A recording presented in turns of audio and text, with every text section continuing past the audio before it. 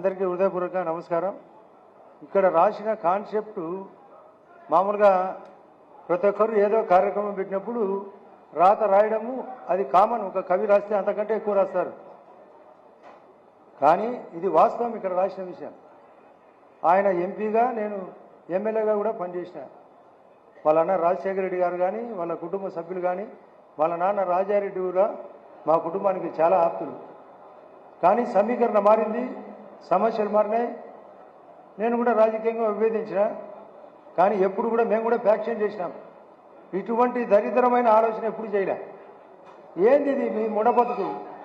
చేస్తే చేయండి. వాళ్ళ పాపము వాళ్ళు సచ్చి సున్నమైతే అంటే వాళ్ళ మీద కేసు పెట్టారు. మీ బతుకు మా మీద పెట్టినారు. నేను ఆ రోజే చెప్పినా నన్ను ఉరిదీయమని. ఇప్పుడు సంబంధం ఉంటే ఇప్పుడు ఉరిదీయండి. ప్రతిసారి చెప్తానే ఉన్నా, వాళ్ళకు ప్రాణం కాదా వాళ్ళది? వాళ్ళ కుటుంబ సభ్యులు కాదా? అసలు వాళ్ళకు లాయర్లు రాకుండా చేసినారు.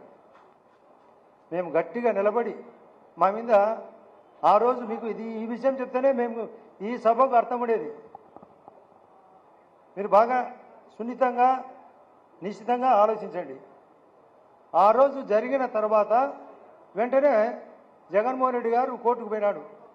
ఏందో చంద్రబాబు నాయుడు ఆదినారాయణ రెడ్డిని అడ్డపెట్టి, బీటెక్ను అడ్డపెట్టి పొడిచి చంపినామని. పొద్దునేమో గుండెపోటు అండ్రి, మధ్యాహ్నం 4 గంటలకు మారింది. మేమన్నా వైరస్ మాదిరి దూరినామా అని. పాపం వాళ్ళకి ఏం తెలియదంట.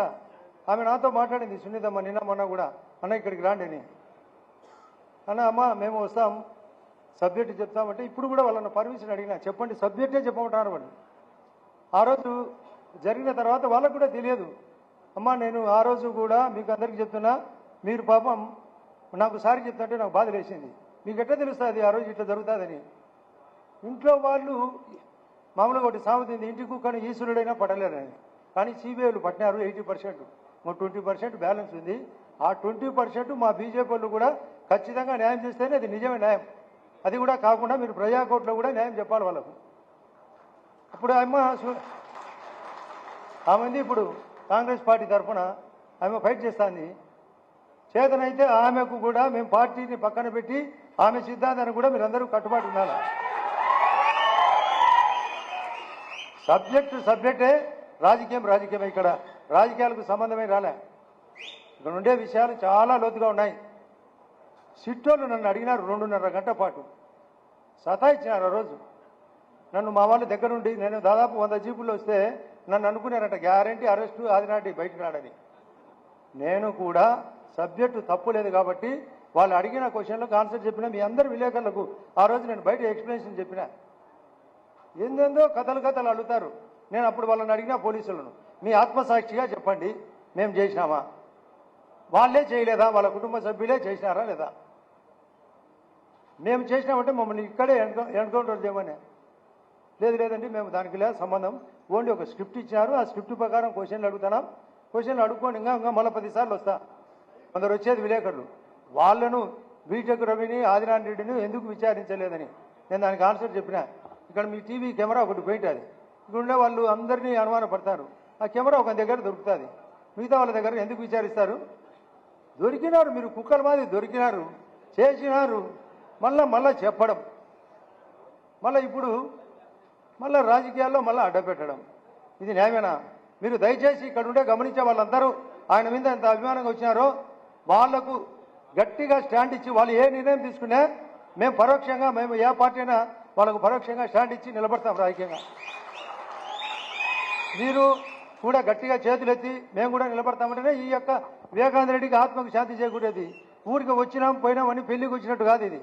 ఇది ఆత్మసాక్షిగా నిలబడాల, ప్రజల్లోకి పోవాలా, ప్రజాకోర్టులో న్యాయం జరగాల. ఇదేమి ఏదో పల్లెల్లో బారా కట్ట ఆడుకునేటో, లేకపోతే చింతపిచ్చల ఆటో ఆడగల. వాళ్ళు ఇష్టం వచ్చినట్టు చేసి, ఇప్పుడే బీటెక్ రవి చెప్పే ప్రకారం ఆడ పులివెందల్లో కూడా వాళ్ళకి హక్కు లేదా ఆడ సభ పెట్టుకునే దానికి. అమ్మ మీరు పులివెందలు పెట్టండి, మేము వస్తాం. మీ పులివెందల సభ జరిగేదానికి మేము గట్టిగా నిలబెడతాం. ఇది మంచి చెడ్డల మధ్య పోరాటం. ఇది ఆరాటం కాదు, పోరాటం. చాలా విషయాలు రాజకీయం కూడా అందరము పరోక్షంగా సపోర్ట్ చేయాల్సిన అవసరం. తులసిరెడ్డి గారు స్థానికుడు, ఆయనకు తెలుసు మరింత లోతుగా. మాకు తెలుసు, ఇక్కడ కేవీపీ రామచంద్రరావు గారికి తెలుసు, ఆప్తుడు, వాళ్ళ కుటుంబానికి ఆప్తుడు, ఆయన కూడా అన్ని విషయాలు తెలుసు. వరదరాయుడు గారు వచ్చారు, ఆయన కూడా అన్ని విషయాలు సన్నిహితంగా నడిపినాడు. అందరినీ దృష్టిలో పెట్టుకోండి. మేమందరం పరోక్షంగా, నేనైతే నా డైరెక్ట్గా నేను ఏమైనా పర్వాలే వాళ్ళకు సాయం చేసేదానికి వచ్చేదానికి నన్ను చాలామంది వద్దన్నారు. ఎవరు వద్దనే దానికి? ఒక పాపము బాధలో ఉన్నప్పుడు పరిష్కారం చూపినప్పుడే నిజమైన పరిష్కారం అది. ఆప్తుడుగా ఉండే వాళ్ళు ఆపదలో ఆదుకునేటోళ్ళే ఆప్తులు. సమస్యకు డెప్త్గా వాళ్ళు పెట్టినందుకు వాళ్ళు కూడా ఏదో ఒకటి గట్టిగా నిర్ణయం తీసుకోండి. మీ నిర్ణయానికి ప్రజా కోర్టులో న్యాయం జరుగుతుంది. ఆ బ్యాలెన్స్ కూడా ఇంకా కోర్టులో ఉంది. ఆ కోర్టు విషయాల్లో కూడా మేము సహకారం చేస్తూనే ఉన్నాం, మరింత సహకారం చేస్తాం. నాకైతే ఎంత బాధ ఉందంటే, నా భార్య కూడా ఆమె ఎంత బాధపడుతుందంటే, నువ్వు ఇంటికి వచ్చేంత వరకు నమ్మకం లేదంటే బీజేపీ దుప్పటి కప్తారని చెప్పుకొని వచ్చిన. అసలు ఆమె కూడా ఒక ఎక్స్ఎమ్మెల్యే పులివెందల సి బాలరెడ్డి యొక్క కొడుకు కూతురు మనవరాలు. పులివెందలలో